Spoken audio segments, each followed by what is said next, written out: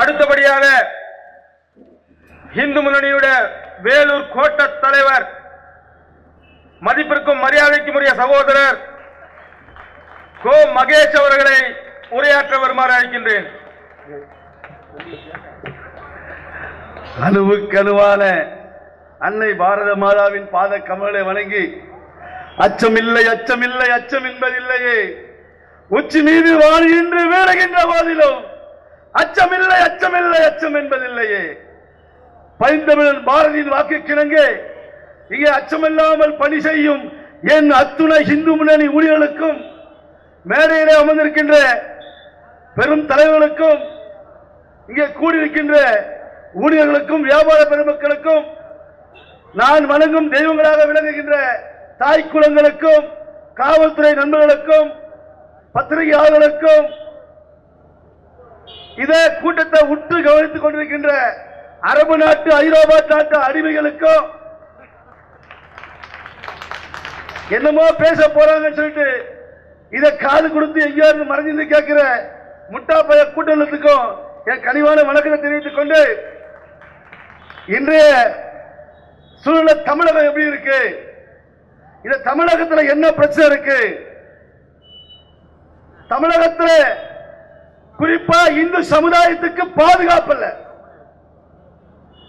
இந்து சமுதாயம் பாதுகாப்பற்ற முறையில் இருக்கு தமிழ்நாட்டில். என்ன கடந்த மாதம் நாங்க கோயம்புத்தூர் ஒரு மாநாடு வச்சோம், தமிழக பாதுகாப்பு மாநாடு. என்ன தலைப்பு? தமிழக பாதுகாப்பு மாநாடு. தமிழகத்துக்கு, தமிழ் பண்பாட்டுக்கு, தமிழ் கலாச்சாரத்துக்கு மிகப்பெரிய ஆபத்து காத்திருக்கு தமிழ்நாட்டில். யாரால? இந்த தமிழ்நாடு, தமிழ் பண்பாடு, தமிழ் கலாச்சாரத்துக்கு மிகப்பெரிய ஆபத்து காத்திருக்கு தமிழ் இனத்துக்கு. யாரால? இந்த நாட்டில் இருக்கிற சிறுபான்மை சொல்லக்கூடிய முஸ்லிம் கிறிஸ்தவரால இந்த தமிழ் மண்ணுக்கு மிகப்பெரிய ஆபத்து காத்திருக்கு. என்ன ஆபத்து? உலகத்திற்கு ஒரு நீதி இருக்கு. கிறிஸ்தவ அதிகமாக வாழ்ந்தாலும் கிறிஸ்தவ நாடு, முஸ்லிம் அதிகமாக வாழ்ந்தாலும் முஸ்லிம் நாடு. அந்த நாட்டோட நீதிப்படி கிறிஸ்தவ நாட்டில் பைபிள் படி ஆட்சி இருக்கும், முஸ்லிம் நாட்டில் குரான் படி ஆட்சி நடக்கும். இதுதான் உலக நீதி. ஆனா தமிழ்நாட்டில், பாரத நாட்டில் பெரும்பான்மை இருக்கிற இந்துக்கள் இங்க ஆட்சி எப்படி இருக்கணும், இங்க எது புனிதமா இருக்கணும்? பெரும்பான்மையா இருக்கிற இந்த நாட்டில், பாரத நாட்டில் இந்துக்கள் பெரும்பான்மை இருக்கக்கூடிய மதம், வழிபாடு, பண்பாடு காக்கப்பட வேண்டும், கலாச்சாரம் பாதுகாக்கப்பட வேண்டும். இந்து சமுதாயத்துக்கு இங்க முதல் உரிமை கொடுக்கணும். நடக்காதீங்க. இது மதசார்பற்ற நாடு, சட்டத்தின் மாதிரி அனைவரும் சமன் சொல்றாங்க. அப்படி சமன் சொன்னா எல்லாம் சமதானா பாவிக்கணும். கிறிஸ்துவ அதிகமாக வந்தா கிறிஸ்துவ நாடு, அது குரான் பைபிள் படி ஆட்சி நடக்கும். முஸ்லீம் அதிகமாக வந்தா முஸ்லீம் நாடு, அங்க குரான் படி ஆட்சி நடக்கும்.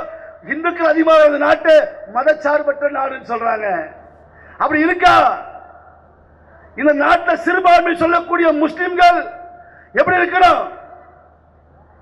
இங்க பெரும்பான்மை மக்களுக்கு உணர்வுக்கு மதிப்பளிச்சு, இருக்கிற பெரும்பான்மை மக்களுக்கு சாதகமா அவங்களுடைய உணவுக்கு மதிப்பளிச்சு அவங்க கூட ஒத்துழைச்சு வாழணுமா இல்லையா?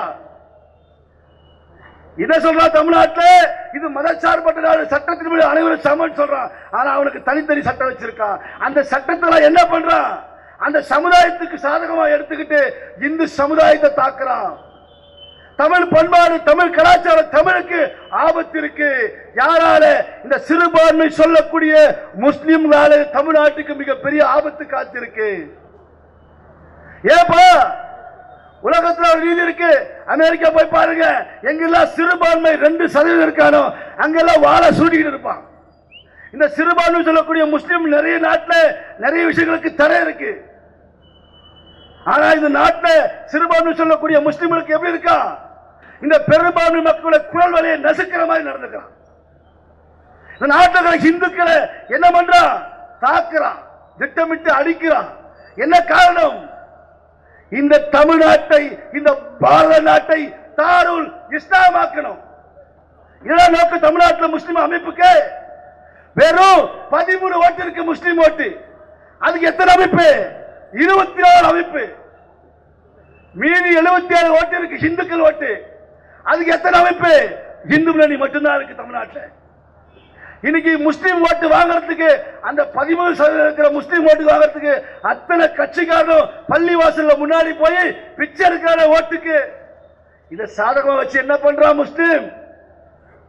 இந்த தமிழ்நாட்டில் இந்த வேலூர் மாவட்டத்தில் இன்னைக்கு பாதுகாப்பட்ட சூழலுக்கு இந்துக்களுக்கு இதுக்குதான் கோயம்புத்தூர் மாநாடு வச்ச தமிழக பாதுகாப்பு மாநாடு. இந்த நாட்டில் சிறுபான்மை சொல்லக்கூடிய முஸ்லிம்களுக்கு 24 அமைப்பு வச்சிருக்காங்க. ஞாபகம் வச்சு பாருங்க, 24 அமைப்பு. யாரு? ஜவஹர் ஜமாத், தமிழ்நாடு முஸ்லிம் லீடர்கள், பாப்புலர் ஃப்ரண்ட் ஆஃப் இந்தியா, தேசிய லீக், அந்த லீக், இந்த லீக், 24 அமைப்பு வச்சு யாருக்கு ராஜ் பண்ற? ஜவஹர் ஜமாத்துக்கும் தமுமுக ஆகாது. எப்படி இந்த ஈரான் ஈராக்ல ஷியா முஸ்லிம் சல்லி முஸ்லிம் வெட்டிக்கிட்டு சாகிறானோ அந்த மாதிரி தமிழ்நாட்டில் நான் பெரியவன் தவ்ஹீத் ஜமாத் இல்ல இல்ல, நான் தான் இஸ்லாம் சமுதாயத்தில் மிகப்பெரிய சக்தி, நான் தான் பெரியவன் தமுமுக இல்ல இல்ல இல்ல, அதை விட பெரிய சக்தி SDP popular front of India. இன்னொருத்தருக்கா தடா ரஹீம், கொலை பண்ண குண்டு வச்சு கொள்ளடிச்சு திருட்டு போய ஒரு தேசிய லீக் ஒரு அமைப்பு வச்சிருக்கான். அவன் ஒரு முஸ்லீமுக்கு ஒரு அமைப்பு வச்சிருக்கான்.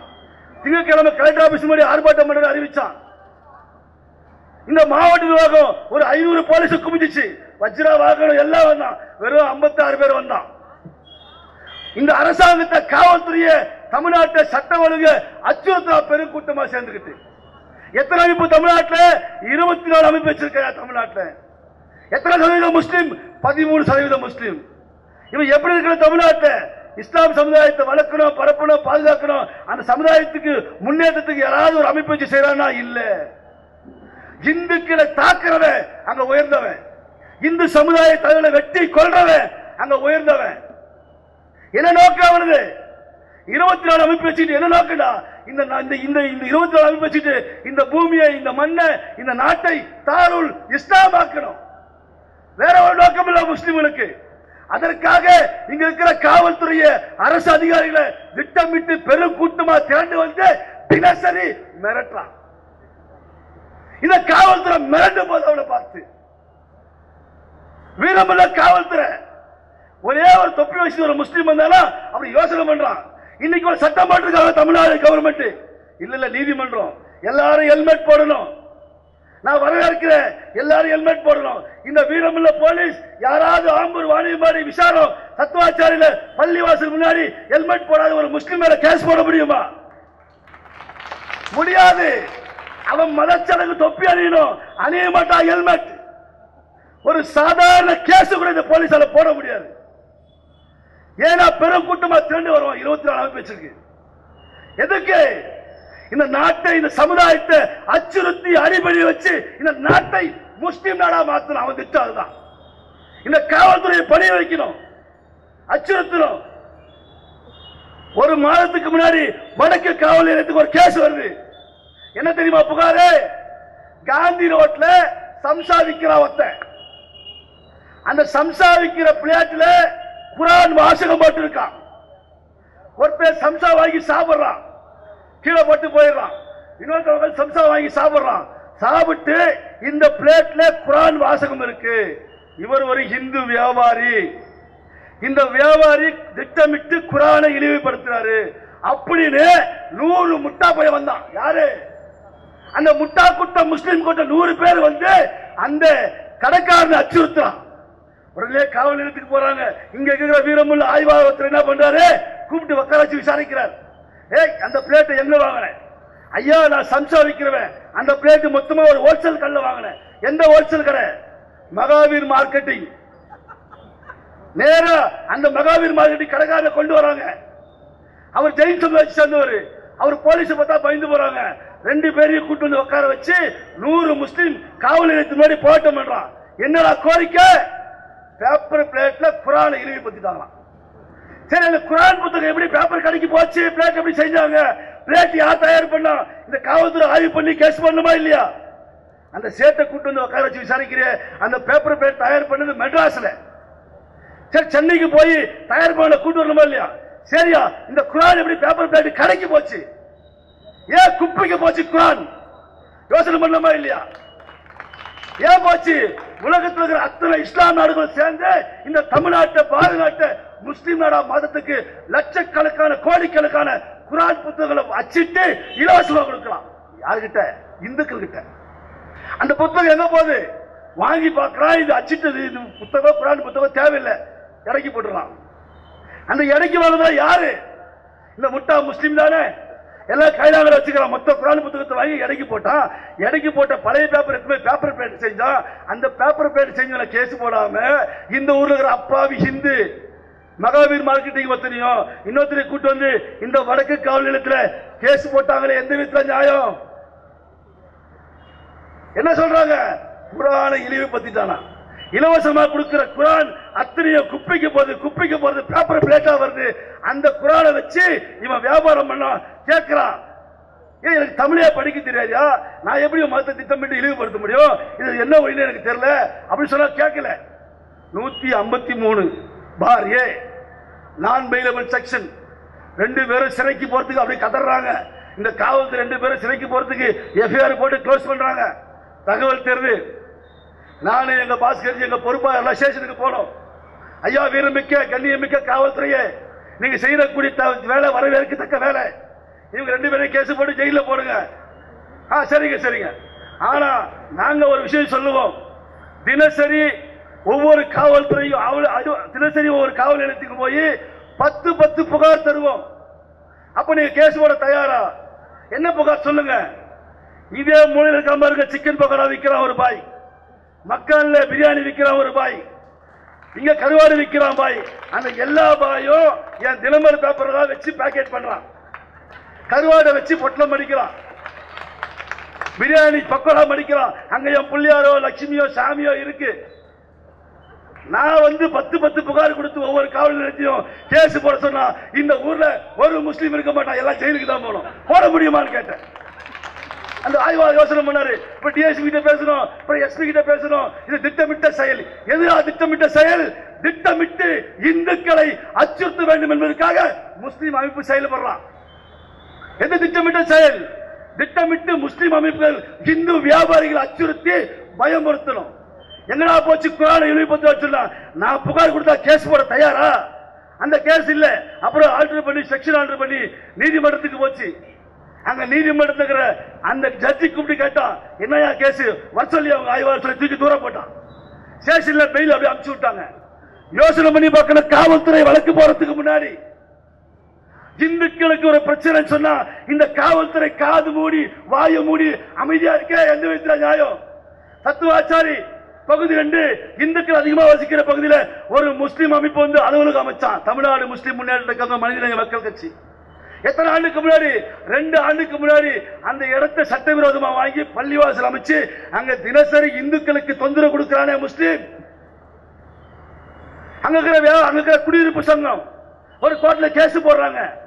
ஆர்ப்பாட்டம் பண்றான், போராட்டம் பண்றான், கருப்பு கொடி ஏத்துறான். 200 பேர் வந்து உண்ணாவிரதம் வைக்கிறான். 2 ஆண்டு காலமா சத்துவாச்சாரியில அந்த சட்டவிரோதமா செயல்படுற கட்டடத்தை மூட சொல்லி இந்துக்கள் போராட்டம் பண்றான். இந்த காவல்துறை காது அடைச்சிருக்கு.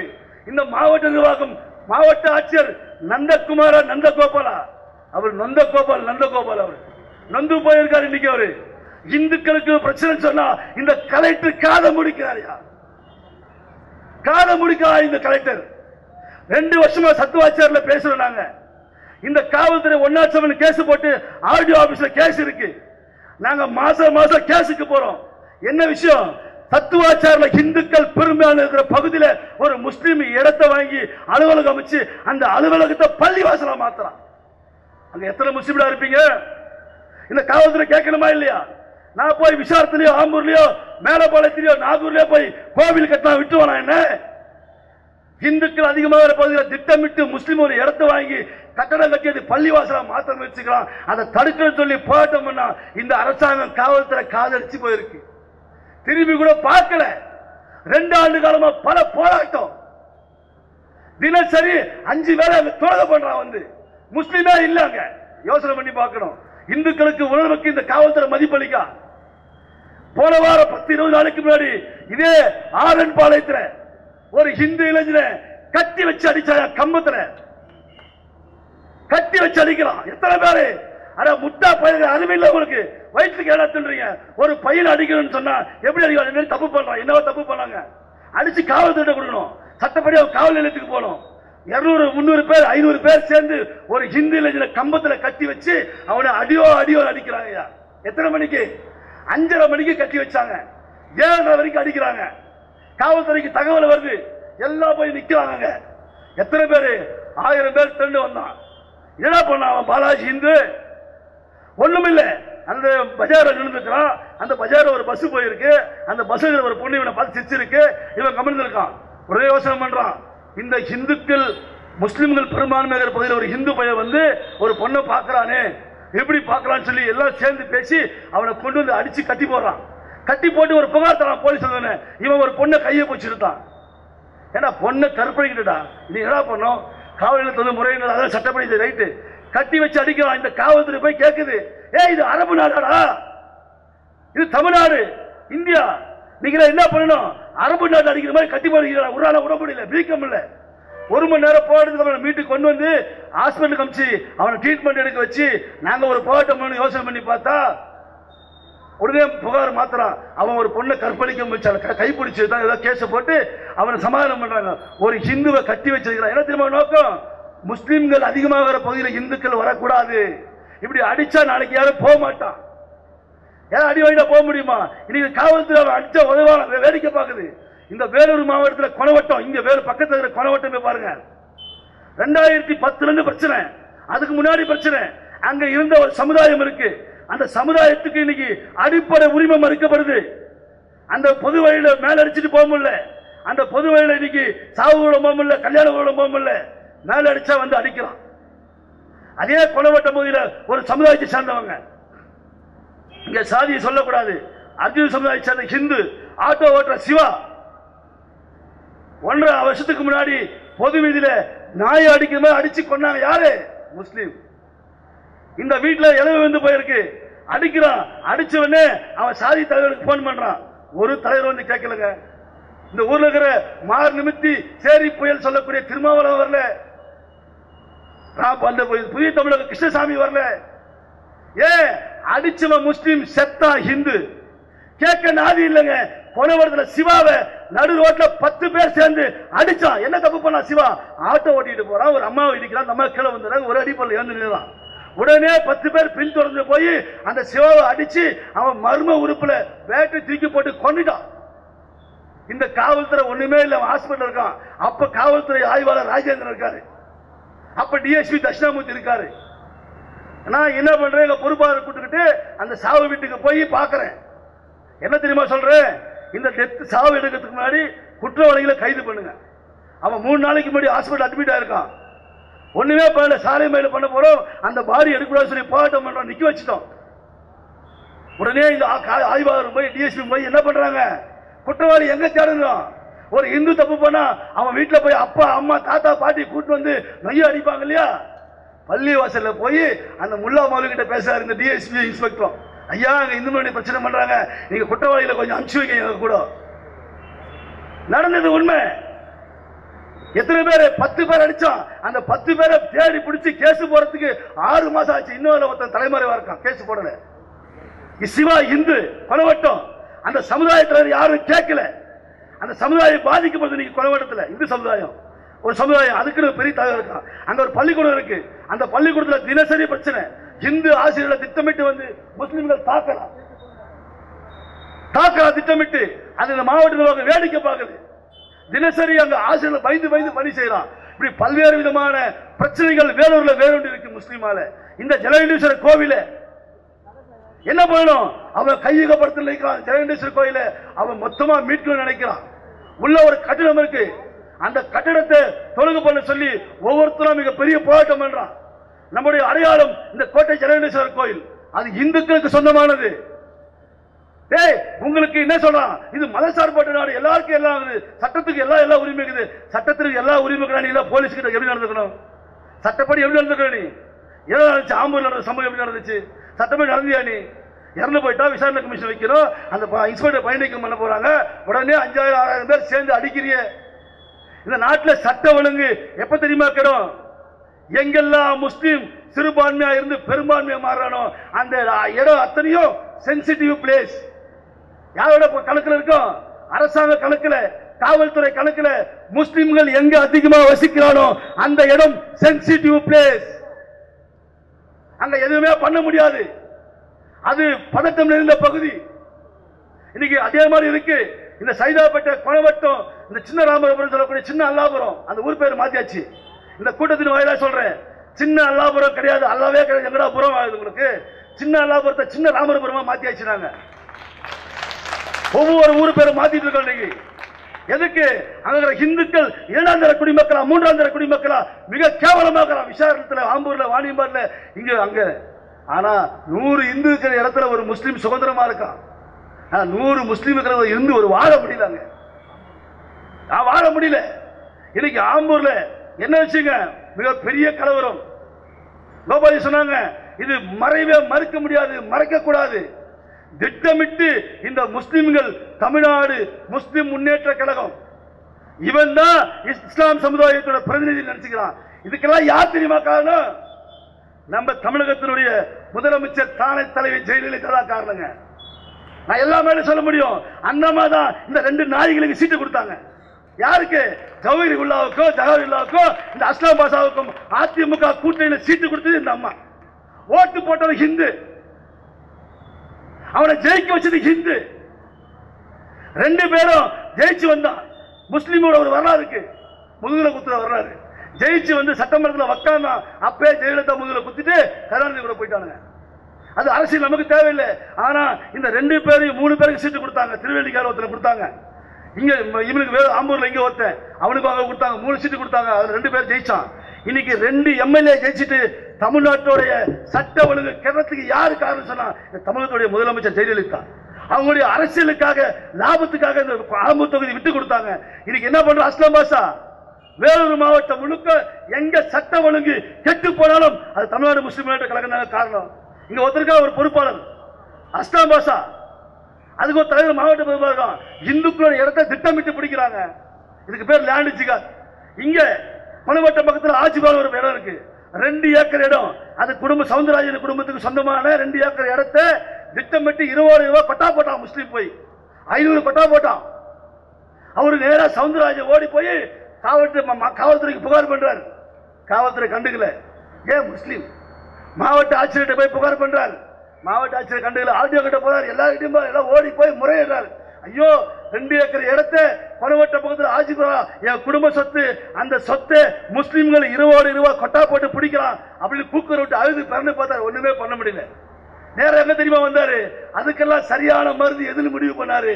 அதுக்கு சரியான மருந்து இந்து முன்னணி கிட்ட வந்தாரு. நம்ம கிட்ட வந்து விஷயம் சொன்னாரு. நாங்க போய் கலந்து காண்டோம், இறங்கணும். 20 ரூபாய் கொட்டாவை பிரிக்க வச்சோம். ஏன் பிரிக்க வச்சு தெரியுமா?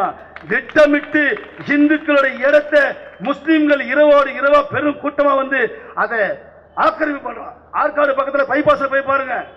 ஆற்காடு பைபாஸ்ல, விசாரம் பைபாஸ்ல அங்க ஒரு பிரிட்ஜ் பாலாத்து ஓரமா தாமோதனுக்கு சொந்தமான 2-3 ஏக்கர் நடத்த 20 ரூபாய் கொட்டா போட்டு ஆக்கிரமிப்பு பண்ணான். அப்ப இருந்த முகமது ஜான் மினிஸ்டர், ராணிப்பேட்டை எம்எல்ஏ, அப்ப இருந்த ஆற்காடு எம்எல்ஏ அரசியல் லாபத்துக்காக அந்த 2 ஏக்கர் இடத்தை மீட்க முடியல. இந்துக்கள் இடத்தை முஸ்லீம் பிடிச்சிட்டான். இந்த மாதிரி திட்டமிட்டு இந்துக்களை இடத்தைய அபகரிக்கிறான். பெரும் கூட்டமா திரண்டு வந்து இந்துக்களை தாக்குறான். கொணவட்டத்தில் ஒரு டாக்டருங்க, யாரு கொணவட்டத்தில் ஒரு டாக்டர் தாக்குறான். யார் தெரியுமா? அவங்க டாக்டர் முன்னாள் எம்எல்ஏ சூரியகலாவோட பையன், இப்ப பிரசிடண்ட் சேர்மன் அணைக்கட்டு. என்ன பண்ணாரு டாக்டர் சக்திகுமார்? பல் டாக்டர் பல்ல உடைச்சிட்டான். யாரு? இந்த முட்டா பைய கூட்டம் முஸ்லீம். அவரு கடை முன்னாடி போய் ஒரு போஸ்ட் வச்சிட்டாங்க. அவர் கடலுகிற போஸ்ட் சொட்டத்துக்கு கிழிஞ்சு போச்சு. உடனே 100 பேர் வந்தான். எப்படிடா என் முஸ்லீம் மதத்தை சேர்ந்த ஒரு இறந்து போன போஸ்டை கிழிக்கிறேன்னு சொல்லி எல்லாரும் சேர்ந்து அந்த டாக்டர் அடிச்சான், பல்ல உடைச்சான், மண்டையை உடைச்சான். அவர் போய் காவல்துறை புகார் பண்ணார். இன்னும் அந்த போய் அந்த கேஸ இந்த காவல்துறை போய் கைது பண்ணாலே தெரியல. எத்தனையோ சம்பவங்கள் சொல்லிக்கிட்டே போலாம். இந்த வேலூர் மாவட்டத்தில் முஸ்லிம்களால தொடர்ந்து பதட்ட நிலை வந்துட்டு இருக்கு. இந்த லவ் ஜிகாத் ஒன்று இருக்கு, லேண்ட் ஜிகாத் ஒன்று இருக்கு. எல்லா பயலும் ஒவ்வொரு விதத்தில் வேலை செய்யறான். ஒருத்தர் கருணாநிதி கிட்ட போயிட்டான், ஒருத்தர் ஜெயலலிதா கிட்ட போறான், ஒருத்தர் ராமதாஸ் கிட்ட போறான், ஒருத்தர் வைகோ கிட்ட போறான். எல்லாருக்கிட்டையும் போய் சிறுபான்மை உருவாக்குறான். கோபாஜி ஒன்று சொல்லுவாரு, நாய் தான் வாழை ஆட்டணும், ஆனா வாள் வந்து நாயை ஆட்டுது. இன்னைக்கு சிறுபான்மை சொல்லக்கூடிய முஸ்லிம் வாழா இருந்துட்டு இந்த பெரும்பான்மை சமுதாயத்தை ஆட்டி பார்க்கிறான். அதுக்கு எல்லா அரசியல்வாதிகளும் ஆடி போறான். ஏன்னா 13% ஓட்டுக்காக நீ அவன் காலை கூட கழுவி குடி, நான் வேணான்னு சொல்ல. இந்து மதத்தை ஏன் அடங்க வைக்கிற? இந்துக்களுடைய விஷயத்த உரிமைகளை ஏன் மறுக்கிற? ஏன் செவி மூடிக்கொள்கிற? இதுக்கெல்லாம் தீர்வு என்ன தெரியுமா? இந்த சக்தி திரண்டு காட்டணும். இந்துக்களோட சக்தியை திரண்டு காட்டினா அவன் மூடிக்கிட்டு இருப்பான். அதான் செஞ்சார் வெள்ளையப்பன். இதுக்கெல்லாம் தீர்வு இந்து சமுதாய சக்தியை தட்டி எழுப்புறார் வெள்ளையப்பன். என்ன பண்ணார் வெள்ளையப்பன்? அடே வெள்ளையப்பனை வந்து வெட்டி கொண்டு நீதிமன்றத்துக்கு வரான். பொறுக்கி பகுதியில் அந்த பன்னி இஸ்மாயில், குஜால் பிலால் மாலிக், அவன் பேரு பாரு, போலீஸ் பகுதினா. இந்த போலீஸ் எல்லாம் யோசனை பண்ணி பார்க்கணும். வீரமிக்க போலீஸ். பொறுக்கி போய் கொள்ளடிச்சவன், குண்டு வச்சவன், கொலை பண்ணவன் பேரு போலீஸ் பகுதினா. நிறைய பேர் கேட்கிறாங்க, போலீஸா இருந்து அந்த பக்ரீதின் கொலைகாரனை மாத்தானா? அது எடுத்து முதல் பேரை மாத்தின போலீஸுக்கு கண்ணியமிக்க போலீஸ், வீரமிக்க போலீஸ், வணக்கத்துக்குரிய போலீஸ். அவன் பேர் முன்னாடி போய் போலீஸ் பக்ரீதின்னு வச்சிருக்காங்க. இவன் எல்லாம் கோர்ட்டுக்கு வரான். அந்த கோர்ட்ல வந்து அந்த 3 பேர் ஆஜரப்படுத்துறாங்க. இந்த காவல்துறை இருக்காங்க. கொலவட்டம், அல்லாபுரம், இந்த பகுதியில் இருக்கிற முஸ்லீம் எல்லாம் ஒண்ணு சேர்ந்து மாவீரன் வாழ்க்கை கோஷம் போடுறாங்க. யாரா மாவீரனே? மறைஞ்சி இருந்து பின்முதுல குடுத்தி வெட்டி கொன்னிய நீரா மாவீரன்? எங்கேயோ பிறந்து எங்கேயோ வளர்ந்தாரா எங்க வெள்ளையப்பன்? திருநெல்வேலி மாவட்டத்தில் பிறந்தாரு, விவசாய குடும்பத்தை சேர்ந்தவர். இந்த ஊர்ல வந்து 22 வருஷத்துக்கு முன்னாடி தன்னந்தனி ஆளா வந்து நின்னாரா? நின்று இந்த ஊர்ல இருக்கிற அத்தனை இந்து சமுதாய பிரச்சனைக்கு ஓடோடி போய் குரல் கொடுத்தாரா? கோவிலை மீட்டாரு, குரல் கொடுத்தாரு, இந்து சமுதாய சக்தியை திரட்டி காமிச்சாரு. 150வது விநாயகர் சாமி விவேகானந்தர் சிறப்புடன் செஞ்சாரு. எத்தனையோ காரணத்தால் நிறைய பட்டியல் அவ்வளவு வேலை செஞ்சாரு. ஏன் தெரியுமா கொண்டா? இந்த சக்தியை இவர் தட்டி எழுப்புனா இந்த நாட்டில் இந்து சக்தி ஒன்னா சேர்ந்தா நம்முடைய சக்தி பலிக்காது, நம்முடைய பாச்சா பலிக்காது. இந்து சமுதாயம் தூங்கிக்கிட்டு இருக்குங்க, செத்து போல. அவன் செத்து போனதான் நினைச்சிருக்கான். தூங்குற சமுதாயம் விழித்துக் கொண்டால் என்ன ஆகும் யோசனை பண்ணி பார்க்கணும். அந்த 3 பேர் மாவீரன் கொச்சம் போறான். உண்மையான மாவீரன் எங்க வெள்ளையப்பண்டா. எங்கேயோ பிறந்து எங்கேயோ வளர்ந்து தன்னன் தெரியா அந்த 3 பயங்கரவாதிகளை நேருக்கு நேர் எதிர்கொண்டார். நேருக்கு நேர் எதிர்கொண்டார். அவரை சாரமாரியா வெட்டி பள்ளிக்கு அந்த பன்னி கூட்ட பசங்க மறைஞ்சிருந்து தாக்கி அவரை வெட்டி கொன்னிய. அவர் இந்த மண்ணுக்காக, இந்த மதத்துக்காக, இந்த பண்பாடு, இந்த கலாச்சாரம் பாதுகாக்கிறதுக்காக இந்த ஊர்ல உயிரை விட்டாரா வெள்ளையப்பன்? அவர்தான் மாவீரன். நீடா மாவீரன்? பொறுக்கி பழகளை மறைஞ்சிருந்து பின்முதுகளை மறைஞ்சிருந்து ஒரு அப்பாவி இந்து ஆயுதம் இல்லாத வந்தவனை வெட்டி கொள்றவன் மாவீரனடா. யோசனை பண்ணி பார்க்க இருக்கிற காவல்துறை, இந்த ஊர்ல இந்துக்கள், இந்த இந்து மொழி இயக்கம், இந்த இந்து சமுதாயத்துடைய வாதாட போராட பரிந்து பேச இந்துக்களுக்காக இருக்கக்கூடிய இயக்கம். இது எந்த ஒரு அரசியல் கட்சியும் ஓட்டுக்காக யார் வீட்டுக்கும் போய் கதவு தட்ட மாட்டோம். என்ன காரணம்? இந்த ஊர்ல இருக்கிற இந்துக்கள் தலைந்து பண்ணி வாழணும். இந்த ஊர்ல இந்து வியாபாரிகள் பாதுகாப்பா இருக்கணும். இந்த பேலஸ்கேப் இருக்கு ஹோட்டல், அந்த பேலஸ்கேப் ஹோட்டல்ல சம்பவம் நடந்துச்சு. 6 மாசத்துக்கு முன்னாடி ஒரு முஸ்லீம் போய் கமெண்ட் பண்றான். அந்த ஹோட்டல் ஓனரை கொண்டு வந்து படகு காவலி ஆய்வாளர் கேஸ் போட்டு உள்ள தள்ள போறாரு. என்ன காரணம்? அந்த முஸ்லீம் இந்த இந்து அடிச்சாலாம். இந்து போய் முஸ்லீம் அடிச்சாலாம். 100 முஸ்லீம் ஒன்னா சேர்ந்து அந்த பேலஸ் ஹோட்டல் பையனை கொண்டு போய் ரிமாண்ட் பண்ண பார்த்தாங்க. என்ன தெரியுமா திட்டம் அவனுக்கு? இந்த ஊர்ல இந்துக்களை பழி வாங்கணும், இந்து வியாபாரி அச்சுறுத்தணும், போலீஸ் அச்சுறுத்தணும், காவல்துறை அச்சுறுத்தணும். இவெல்லாம் அடங்கி ஒடுங்கி போனா இந்த ஊரை முஸ்லீம் ஊரா மாத்தணும், இந்த நாட்டை தாவல் இஸ்லாமாக்கணும், இந்த பூமியை அல்லாஹ்வுக்கு சொந்தமாக்கணும். அதான் அவனோட திட்டம். ஆனா அவனை அழிஞ்சு போவான். அது வரலாறு இருக்கு. எங்கெல்லாம் முஸ்லீம் 2%, 3% இருக்கும், அமைதியா இருப்பான். 10% ஆன பிறகு என்ன பண்ணுவான்? உரிமைக்காக போராடுவான். எல்லாம் ஒண்ணு சேர்ப்பான், ஆர்ப்பாட்டம் பண்ணுவான், போராட்டம் பண்ணுவான். இஸ்லாம் சமுதாயத்துடைய வளர்ச்சிக்காக எல்லாம் ஒண்ணு சேரணுவான். 10, 15 ஆகும், 15, 20 ஆகும். அப்ப என்ன பண்ணுவோம்? அலால் முறையை பின்பற்றணும், எல்லாம் தப்பி போடணும், எல்லாம் ஒண்ணா பண்ணணும். எப்பெல்லாம் இப்ப 25% வருதோ 20 கேட்பான். 20 கேட்டு 30% வந்தா இந்த நாட்டை முஸ்லீம் நாடாதிக்கு அறிவிக்க சொல்லுவான். அது வரைக்கும் அமைதியா இருப்பான். 30% வந்தா இது முஸ்லீம் நாடு அறிவிக்கணும்னு சொல்லுவான். மற்ற பேர் கொல்லு, குரானை ஏத்துக்காத அத்தனை பேர் காபீர் கொல்ல வேண்டும் நடக்குது. இன்னைக்கு எல்லா நாட்டிலும் பேப்பர்லயே, டிவிலயே, வாட்ஸ்அப்லயும் பாக்குறோம். அத்தனை பேர் கொல்றான் இன்னைக்கு முஸ்லீம். அவனுடைய திட்டம் காபீர், இந்து குரானை ஏத்துக்காத அத்தனை பேர் காபீர் கொல்லணும். வேற ஒரு திட்டம் இல்ல அவனது. உலகம் முழுவதும் இஸ்லாம் மயமாக்க வேண்டும். அதற்காக பல்லாயிரம் கோடி ரூபாய் கொட்டி குவிச்சு இந்த நாட்டில் பல்வேறு அமைப்புகள் சட்டவிரோதமா, சமய விரோதமா, சமுதாயத்துக்கு எதிராக, சட்டத்துக்கு எதிராக, போலீஸ் எதிராக, மாவட்டத்துக்கு எதிராக, இன்னைக்கு அரசியலுக்கு எதிராக போராடுறான். நிறைய பேர் நினைச்சுக்கிறான் சத்தவெல்லாம் இந்து மணிக்காரன், பிஜேபி காரன், RSS காரன். சரி, இன்னைக்கு சத்தவ இந்து மணி, RSS, பிஜேபி, நாளைக்கு யாரை சாவடிப்பான்? அண்ணன் திமுக, அண்ணன் அதிமுக, அண்ணன் வைகோ, இவன் அரசியல் எதிராக மாறுவான். அவனை வெட்டுவான். அவருடைய நோக்கம் இங்கே இந்த பூமியை தாவல் இஸ்லாமாக்கணும், தாவல் இஸ்லாமாக்கணும். அதுக்காக திட்டமிட்டு இந்த முஸ்லிம்கள் நிறைய பேர் வேலை செய்யலாம். இங்க இருக்கிற இந்து வியாபாரிகள் முதல்ல புரிஞ்சுக்கணும். இதே பகுதியில் நான் அடிக்கடிக்கு போறவன். வெள்ளிக்கிழமை இந்த முக்கை எல்லா கடையும் மூடி இருக்குங்க. மனசு வேதனை இருக்கு பார்க்க சொல்லும். எல்லா ஹிந்து வியாபாரியும் சாதாரண முஸ்லீம் கடையை வித்துட்டாங்க. இந்த ஆம்பூர் நடந்த சம்பவம் பாருங்க. அங்க தாக்கப்பட்டதெல்லாம் இந்து கடை வியாபாரிகள், இந்து வியாபாரிகள். ஒரே ஒரு சங்கம் கூட குறை கொடுக்கல. அண்ணன் வெள்ளை இருக்கிறாரு, விக்ரம தேவர் இருக்காரு, எத்தனையோ பேர் வியாபாரி சங்கம் இருக்கு. அங்க எங்க ஆம்பூர்ல தாக்கலாம், ஒரு வியாபாரி சங்கம் கூட கண்டன அறிவிக்க தலைவிடுங்க. ஒரு அரசியல் கட்சிக்காக கூட போய் பேசலங்க. இன்னைக்கு இந்துக்களுடைய வியாபார ஸ்தலத்தை முஸ்லீம் திட்டமிட்டு வாங்குறான், இந்துக்களுடைய இடத்தை முஸ்லீம் திட்டமிட்டு வாங்குறான். இதே இடத்துல வெள்ளிக்கிழமை போய் பாருங்க, எல்லா கடையும் மூடி இருக்கு. நம்பாலே அவனுக்கு விட்டு குத்துறான், கடையை விட்டு குத்துறான். வேலை செஞ்சவன் முதலாளியா மாறிடுறான், முதலாளி அவனுக்கு தொழிலாளியா மாறி போறான். காரணம் என்ன? இதை திட்டமிட்டு இந்த ஊரை, இந்த பகுதியை, இந்த மண்ணை முஸ்லீம் மயமாக்க வேண்டும். இந்துக்கள் கொஞ்ச நாளைக்கு தன்னுடைய நிலைமை மாற வேண்டும். இந்த மதசார்பற்ற தன்மை கொள்கை தூக்கி குப்பையில போடணும். ஹிந்து அப்படின்னு சொன்னா உணர்வு வரணும். இந்துக்களுடைய வியாபார ஸ்தலத்தில் வியாபாரம் பண்ணணும். நடக்கவில்ல. அந்த மாதிரி நடந்தா போய் அடிச்சிட்டு போனவன். இன்னைக்கு இந்துக்களுடைய வியாபாரத்தில் வியாபாரம் பண்றது இல்லை. யார் கம்மியா கொடுப்பான், யாருங்க கடைக்கு போறோம். இந்துக்கள் ஒரு விரதம் எடுக்கணும். என்ன விரதம்? இந்த நாட்டில் இந்து சக்தியை திரண்டு காட்டணும், இந்து சக்தியை உயர்த்தி காட்டணும். இந்து வியாபாரி கிட்ட போய் வியாபாரம் பண்ணணும். இந்து கடைகளில் போய் இந்து பொருள் வாங்கணும். எங்க வெள்ளைய அடிக்கடிக்கு சொல்லுவாரு, தலை வலிக்குது, வயிறு வலிக்குது, ஊருக்கு உயிரா போகுதுன்னா கூட ஒரு பொருளை அவங்ககிட்ட வாங்க மாட்டேங்கிறாரு. முஸ்லீம்கள் ஒரு பொருளை வாங்க மாட்டார் வெள்ளையப்ப. பசிக்குது, நைட்டு எங்கேயோ போய் வருவோம், பசிக்குது, கடை கட்சி 2 இட்லி சாப்பிடலாம், வேண்டாயா வார்த்தை வேற மாதிரி சொல்லுவார். அவன் துளக்க போய் வேண்டாயா, வேற கடைக்கு போவோம் வாயா, போய் வாழைப்பழம் வாங்கி சாப்பிட்டு படுத்து. அந்த மாதிரி விரதத்தோட வாழணும். இந்து சமுதாயம் திரட்டி காட்டணும். வேலூர் மாவட்டம் இந்த கோட்டை இந்துக்களோட கோட்டையா மாறணும். அதுக்கு அத்தனை பேரும் இன்னைக்கு வெள்ளையப்பழம் 2ஆம் ஆண்டு நினைவுல நம்ம சபதம் ஏற்கணும். என்ன சபதம்? இந்துக்கள் வியாபார ஸ்தலத்தில் இந்துக்கள் வாங்கணும். நாட்டில் இந்து சமுதாயம் தளர்ந்து நிற்கணும். இந்து பண்பாடு, இந்து கலாச்சாரம் பாதுகாக்கப்பட வேண்டும் என்பதற்காக நாம் அத்தனை பேரும் நேரத்தை ஒதுக்கி ஒரு வெள்ளையப்பன 1000 வெள்ளையப்பனா மாற சொல்லி இந்த நல்லதொரு வாய்ப்புக்கு நன்றி கூறி விடைபெறுகின்றேன். வந்தே மாதரம், பாரத் மாதா கி ஜெய்.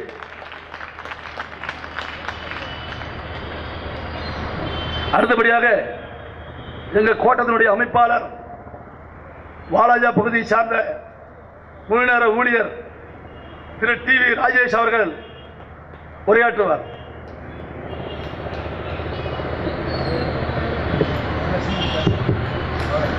எந்தையும் தாயும் மகிழ்ந்து குலாவி இருந்ததும் இந்நாடே, அவர் முந்தைய 1000 ஆண்டுகள் வாழ்ந்து முடிந்ததும் இந்நாடே, அவர் சிந்தையில் 1000 எண்ணம் வளர்ந்து சிறந்ததும் இந்நாடே.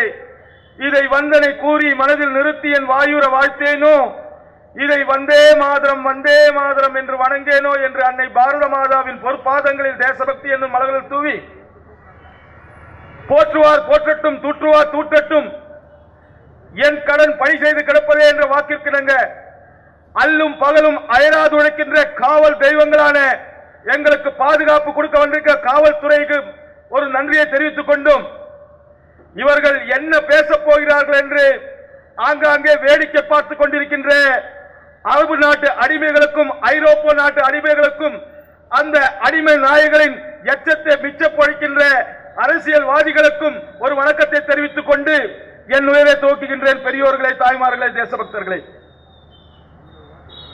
ஐயா, தமிழகம் தெய்வீக தமிழகம். பாரத நாடு கர்ம பூமி, போட்ச பூமி, ஞான பூமி. இந்த பாரத நாட்டில் பிறக்கணும் அப்படின்னு சொன்னாலே போன ஜென்மத்தில் புண்ணியம் பண்ணியிருந்தா மட்டும்தான் இந்த பாரத நாட்டில் பிறக்க முடியும். ஏன்னா இந்த பாரத நாடு யோகத்தின் அடிப்படையாக, கர்மத்தின் அடிப்படையாக கொண்டது, ஞானத்தின் அடிப்படையாக கொண்டது. அதற்கும் ஒருபடி மேலே அந்த பாரத நாட்டில் 1,00,000 கோவில்கள் இருக்கிறது என்று ஒரு அனுமானத்திற்காக வைத்துக் கொண்டால் அதுல 80% கோவில்கள் எங்கே இருக்குன்னு சொன்னா நம்ம தமிழகத்தில். இந்த தமிழகம் தான் ஆழ்வார்களும் நாயன்மார்களும் சித்தர்களும் யோகிகளும் தவசிகளும் முனிவர்களும் ஞானிகளும் வாழ்ந்து பிறந்து வாழ்ந்து கடவுளை நேரடியாக பார்த்து பேசிய ஒரு மாநிலம் இருக்கு அப்படின்னு சொன்னா நம்ம தமிழகம் தான். இப்படிப்பட்ட தமிழகத்தில் என்ன நடந்தது? கடவுளை கும்புறவன் காட்டுமிராண்டி, கடவுளை கும்புறவன் அயோக்கியன், கடவுளை கும்புறவன் முட்டாளன் சொல்லி ஒரு கருங்காலி கூட்டமானது தமிழகத்தை இது அண்ணா பூமி, இது பெரியார் பூமி, இது கடவுளுக்கு இங்கு இடமில்லை அப்படின்னு சொல்லி இழித்தும் பழித்தும் பேசியது. என்ன பேசிச்சு? நாம கும்பிடுற சாமிய விநாயகர் பெருமானே முச்சந்தில போட்டு உடைச்சது. எப்படிப்பட்ட விநாயகர்? நம்ம கருணாநிதி பேசுவார், விநாயகர் வாதாபிலிருந்து வந்தவர். ஆனா அவருக்கு அல்லாஹ் நம்ம பக்கத்து ஊர்ல அலமேலு ரங்காபுரத்திலிருந்து வந்தவர். இயேசு கிறிஸ்து நம்ம ராணிப்பேட்டையிலிருந்து வந்தவர். விநாயகர் வாதாபிலிருந்து வந்தார். இவரை பார்த்து எல்லாரும் பேசுவாங்க, முத்தமிழ் வித்தவர் அப்படின்னு சொல்லி பேசுவாங்க. நான் ஒரே விஷயம் இந்த பொதுக்கூட்டத்தின் வாயிலாக கேட்கிறேன். தமிழ் கிழவி அப்படின்னு சொன்னா அவ்வை பாட்டி. ஆனா பெரியவங்க சொல்லுவாங்க, நிறைய பேர் சொல்லுவாங்க தமிழ் கடவுள் முருகர் அப்படின்னு சொல்லி சொல்லுவாங்க. ஆனா தமிழ் கிழவி அவ்வை பாட்டி அப்படின்னு சொல்லுவாங்க. அந்த அவ்வை பாட்டி தமிழ் வேணும், இயல், இசை, நாடகம் என்ற 3 விஷயங்கள் வேணும் அப்படின்னு சொல்லி முருகனை பார்த்து கும்பிடல. யாரை பார்த்து கும்பிட்டாங்க? பாலும் தளித்தேனும் பாகும் பருப்பும் இவை 4 உனக்கு நான் தருவேன், கோலம் செய்துங்க கனிமத்து தூமணியே நீ எனக்கு சங்க தமிழ் ஒன்றும் தா அப்படின்னு சொல்லி விநாயகரை பார்த்தாயா பாடினாங்க. விநாயகர் தமிழ்நாட்டு கடவுளா இல்ல வாதாபி கடவுளா? நம்ம கருணாநிதிக்கு சொல்லணும். அதுக்கப்புறம் என்ன பேசலாம்? அந்த விநாயகரை முச்சந்தியில போட்டு இதே வேலூர்ல இந்து முன்னணி ஆரம்பிக்கிறதுக்கு முன்னாடி 1967 காலகட்டத்தில் தூக்கி போட்டு உடைச்ச. அப்ப கேட்கறதுக்கு நாதி இல்லை. உலகத்தில் இருக்கிற அத்தனை கோடி இந்துக்களும் தெய்வமா கும்பிடுற நம்ம ராமபுரான செருப்பு மாலை போட்டு ஊர்வலமா போனான். கடவுளை கும்பிடாத, கடவுளை கும்பிட அயோக்கியம் சொல்லி இந்துக்களை பார்த்து கேட்டான். விநாயகர் எப்படா பால் குடிக்கும் அப்படின்னு சொல்லி கேட்டாரு. விநாயகர் எப்படி பால் குடிச்சானா எப்படா ஒண்ணுக்கு போவான்னு கேட்டான். நம்ம இந்து மணிக்காரன் சும்மா இருப்பானா, நீ எப்படா முட்டி போட்டு வாய் திறப்பியோ அப்ப ஒண்ணுக்கு போவாரன்னு சொன்ன. நம்ம இந்து மணிக்காரன் அப்படி பேசணும். இப்படிப்பட்ட நமக்கு சாமிகளை நம்ம பண்பாடு கலாச்சாரத்தை எல்லாம் இழுத்தும் பழித்தும் பேசுனது இந்து மணி ஆரம்பிக்கப்படுறதுக்கு முன்னாடி ஒரு காலம். கற்பில் சிறந்தவர் கண்ணகியா சீதையா சொல்லி பட்டிமன்றம் வச்சு நாம கண்ணகியை பத்தியும் சீதையை பத்தி கேவலமா பேசுறது தமிழகத்தில். பெண்களுக்கு கற்பு என்பது வேலி, தாலி என்பது வேலி, தாலியை கைட்டி போட்டு வா அப்படி கற்பு உடையவர்கள் கற்பு என்பது இல்லைன்னு சொல்லி மத்தவன் பொண்டாட்டியை பார்த்து பேசினா. ஆனா அவன் பொண்டாட்டி மட்டும் கற்போட இருக்கிற மாதிரி பார்த்துக்கணும். அவன் பொண்டாட்டிக்கு மட்டும் தாலி கட்டிட்டு இருந்தான். நெத்தியில பொட்ட வச்சா என்ன ரத்தம் வடியுதுன்னு கேட்டான். இந்துன்னா திருடன்னு சொன்னான். தமிழகத்தில் சொன்ன காலம் இருக்கின்றது. ஆனா இந்த காலத்தை எல்லாம் எப்பவெல்லாம் இப்ப கொஞ்ச நேரத்தில் நம்ம எல்லாம் பகவத்கீதையை படிக்கிறோம். அந்த பகவத்கீதையில எங்கெல்லாம் அதர்மம் தலை தூக்கி தர்மம் தாழ்கிறதோ அங்க தர்மத்தை காப்பாற்றுவதற்காக கிருஷ்ண பரமா தோன்றுவார் அப்படின்னு சொல்லி இருக்குது. அதே மாதிரி தமிழகத்திலே அதர்மம் தலை தூக்கிய காலத்திலே தர்மத்தை காப்பாற்ற வேண்டி அதர்மத்தை அகற்றத்திற்காக இந்து முன்னணி 1980ஆம் ஆண்டு தோன்றியது. அன்னைக்கு அந்த திராவிட கழகத்திற்கு இருக்கிற அத்தனை விஷயங்களையும் சவுக்கடி போட்டு மண்ணுக்குள்ள புதைச்சது இந்து முன்னணி. என்ன பண்ணா? எந்த தாத்தன் பாட்டன் இதே வேலூர்ல, வாலாஜாவில, ஆற்காடுல, வாணியம்பாடியில, ஆம்பூர்ல, முச்சந்தியில விநாயகருக்கு செருப்பு மாலை போட்டு உடைச்சானோ அவனோட பேர பிள்ளைகள் இன்னைக்கு முச்சந்திக்கு முச்சங்கி தமிழகத்தில் 1 லட்சம் விநாயகரை மிகப்பெரிய ஊர்வலத்தை நடத்தி காட்டி எந்த ஒரு போலீஸ் பாதுகாப்போட விநாயகர் உடைச்சானோ அதே ராணுவ மரியாதையோட தமிழகம் முழுவதும் மிகப்பெரிய ஊர்வலத்தை நடத்தி காட்டியது இந்து முன்னணி. உன்னோட கொள்கை தோத்துச்சு, இந்து முன்னணியோட கொள்கை தேய்ச்சிச்சு. நீ என்ன சொன்ன? அடைந்தால் திராவிட நாடு இல்லாட்டி சுடுகாடுன்னு சொன்னேன். ஆனா சொன்னவன் எல்லாம் சுடுகாட்டுக்கு போயிட்டான். தமிழகம் என்னைக்குமே தேசியத்தின் பக்கம். தமிழகம் தில்லையாடி வள்ளியம்மை பிறந்தது. தமிழகம் வாஞ்சிநாதன் பிறந்த பூமி. தமிழகம் செக்கழுத்த செம்மல் சிதம்பரனார் பிறந்த பூமி என்று இந்து முன்னணி எப்பவுமே உணர்த்திருக்கு. தமிழகத்தில் 2 விஷயம். நேதாஜி சுபாஷ் சந்திர போஸ் ஐஎன்ஏ படையை உருவாக்கினாரு. அந்த ஐஎன்ஏ படைக்கு அதிகமான பணப்பொருட்களை கொடுத்தது தன்னுடைய காதலின் கழுத்தில் இருக்கிற தோடுகளின் தங்கச்சிலை கொடுத்து இந்த தமிழச்சிகள். அதே மாதிரி கார்கில்ல அந்த பாகிஸ்தான் பன்றிகள் நம்ம இடத்தை பிடிச்ச போது அந்த கார்கிலை மீட்கிறதுக்காக அதிகமான கார்கில் நிதி கொடுத்ததும் நம்ம தமிழகத்தில் தான். தமிழகம் தேசியத்தின் பக்கம். அடைந்தால் திராவிட நாடு இல்ல, இல்லாட்டி சுடுகாடு இல்ல சொன்ன கம்மநாட்டிங்க அத்தனை பேரும் சுடுகாடுக்கு போயிட்டான். அதற்கப்புறம் என்ன சொன்ன? மூட பழக்க வழக்கங்களை ஒழிக்கணும் அப்படின்னு சொல்லி சொன்னான். இந்து கலாச்சாரத்தை பார்த்து மூட பழக்கம், இந்து பண்பாடுகளை பார்த்து இன்னைக்கு உலகமே சொல்லுதுடா, இந்து சமுதாயம் தான் எல்லா விஷயத்திலும் அறிவியல் சார்ந்து யோசிக்குது அப்படின்னு சொல்லி நாம சொன்னா கேட்க மாட்டோம். நாம எவன் வெள்ளையா இருக்கிறானோ வெளிநாட்டுக்காரனோ சொன்னா அந்த வெளிநாட்டுக்காரன் சொல்ல ஆரம்பிச்சுட்டான். இன்னைக்கு இந்து சமுதாயத்தில் அத்தனை விஷயங்களும் இருக்கிறது அறிவியல் சார்ந்தவை அப்படின்னு சொல்லி இருக்கிறான். நாம காலையில எழுந்துக்கிறது இரவு படுக்கிற வரைக்கும் ஒருவன் பிறப்பதிலிருந்து இறக்கிறது வரைக்கும் அத்தமே அறிவியல் படி ஞானம், விஞ்ஞானம், மனோசாஸ்திரம், மனோ தத்துவம் இத்தனை அத்தனை விஷயங்களும் அடங்கி இருக்குது. அப்போ மூட பழக்கம் எங்க இருக்கு ஐயா? மூட பழக்கம் பைபிள்ல இருக்கு, கிறிஸ்துவத்தில் இருக்கு. உலகம் உருண்டை சொன்ன கலிலியாவை தீ வச்சு எரிச்சுட்டான் கிறிஸ்துவன். உலகம் தட்டையா இருக்குன்னு சொல்லி பைபிள் சொல்லுது. எந்த தீக்கா காரணாவது அதை பார்த்து கேட்டானா? கேட்கலையே. இங்க இருக்க திமுக, அதிமுக, பாமக, பெரியார போட்டோ வச்சு கேட்டானே? எவனாவது கேட்டானா? எப்படா பைபிள்ல உலகம் தட்டையா இருக்கு அப்படின்னு சொல்லி கேட்கல. ஐயா, குர்ஆன்ல இருக்கிற அத்தனை விஷயம் சமுதாயத்துக்கு ஒத்துக்கிறாத விஷயம். எவனாவது கேட்கறதுக்கு தைரியம் இருக்கா? இல்ல. அப்போ உன்னோட அந்த விஷயம் மூட பழக்கங்கள் விஷயம், அந்த விஷயம் தோத்து போச்சு. அடுத்தது பெண் அடிமை விஷயம். இது இந்து மதத்துல பெண்ணு அடிமைப்படுத்தி விஷயம் சொல்றான். ஏய், என்னோட மனைவியை நான் இல்லத்து அரசியா வச்சிருக்கிறேன், என் அம்மாவை நான் தெய்வமா மதிக்கிறேன், கடவுளுக்கும் மேலாக என் தாய் தந்தையில மதிக்கிறேன், நான் வணங்குற தெய்வத்தை இந்த நாட்டை பாரத மாதாவா மதிக்கிறேன், நான் குடிக்கிற தண்ணியை கங்கா மாதாவா மதிக்கிறேன், நான் படிக்கிற புத்தகத்தை சரஸ்வதியா மதிக்கிறேன், நான் இருக்கிற செல்வத்தை லட்சுமியா மதிக்கிறேன், அத்தனை கடவுளையும் தெய்வத்தின் வழியா பார்க்கறதா இந்து மதம்.